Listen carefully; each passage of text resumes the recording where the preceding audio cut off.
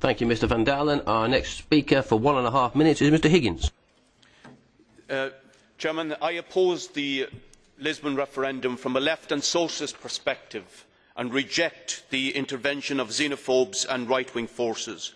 But it was not a victory for democracy, what happened in Ireland in the referendum.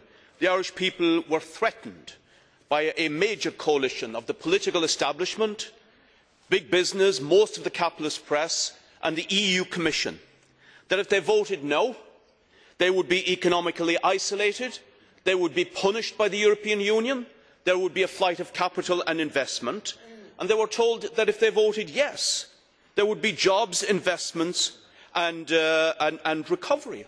All falsehoods. The Irish government's duplicity was shown by the fact that it asked the management of Aer Lingus to postpone until today, after the referendum, the announcement of 700 savage job cuts in Aer Lingus. Now, the EU Commission intervened continually, interfered in the process, and the three presidents are not here, but I want their representatives to ask them for a reaction to the following scandal from me. EU Commissioner Tajani for Transport spent a full day travelling around Ireland on a Ryanair jet with the chief executive of that multinational campaigning for a yes. He is the regulator of transport, supposed to protect consumers and workers. He is hopelessly compromised by going around with the chief executive of one of the biggest corporations supplying transport. What is your answer to that?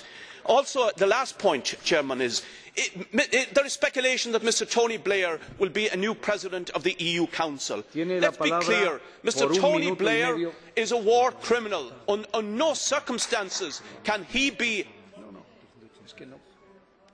What? No, excuse me, I didn't have 1 minute. No, I was assigned... tenía 1.5 minutes, and you have spoken more than 2 minutes.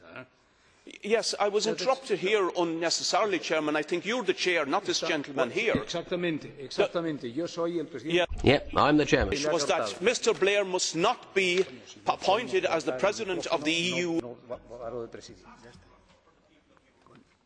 Interrupted with questions. That's perfectly legitimate, of course, but you've got 1/2 minute. Higgins, what would have enabled him to support the treaty? Tiene usted 1 minuto para contestar.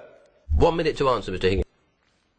Chairman, the Lisbon Treaty provides for an intensification of the neoliberal economic agenda that has caused economic disaster throughout Europe, with 21 million unemployed, an intensification of militarisation and the armaments industry, and more pressure for privatisation.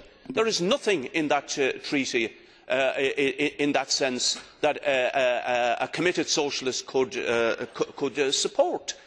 We will support genuine initiatives that will stand for workers' rights within Europe. But when the Lisbon Treaty and the Charter of Fundamental Rights itself in fact institutionalises the judgments of the European Court of Justice, whereby they find in favour of the exploitation of migrant workers by contractors supplying businesses across borders, how can we support that?